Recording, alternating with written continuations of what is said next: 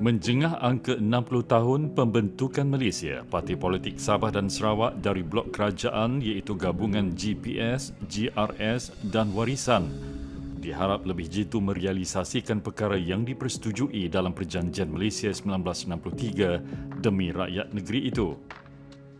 Bertepatan tema Hari Malaysia 2023, segulai sejalai yang bermaksud berjalan seiringan, penganalisis politik dari Universiti Malaysia Sarawak, Dick Lembang berkata, sudah tiba masa Perjanjian Malaysia 1963 dilaksana agar Sabah dan Sarawak membangun seiring dengan negeri di Semenanjung. Saya percaya Blok Borneo ini ingin memastikan bahawa Perjanjian 1963 MA63 itu dapat direalisasikan dalam apa jua keadaan, dan apa yang masih tertunggak ataupun belum dilaksanakan sebelum ini sepatutnya mengambil tempat dalam era pemerintahan kerajaan madani ataupun kerajaan perpaduan pada hari ini. Saya berharap pucuk pimpinan kerajaan madani dan para aktor politik daripada Sabah dan Sarawak yang bersama dalam kerajaan akan sentiasa memperjuangkan apa yang terkandung dalam MA63 ini untuk dilaksanakan dengan keadaan yang segera.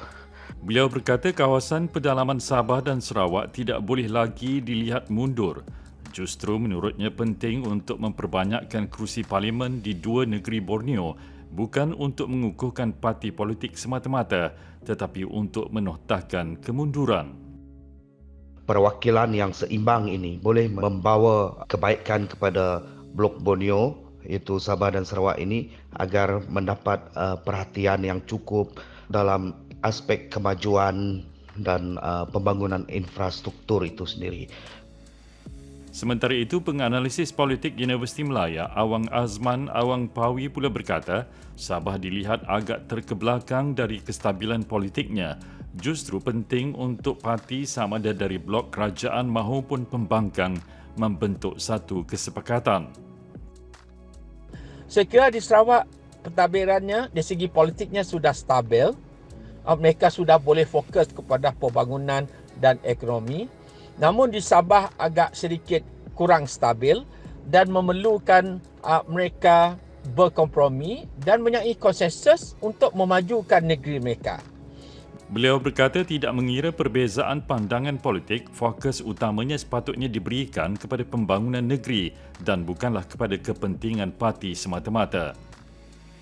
Jadi sudah tiba masanya mereka lupakan perselisihan apapun pandangan politik dan ideologi mereka untuk memfokuskan pembangunan negeri Sabah. Bukan lagi berkisar untuk kepentingan politik, untuk kepentingan parti mereka saja. Pembangunan negeri Sabah kena lebih menyeluruh.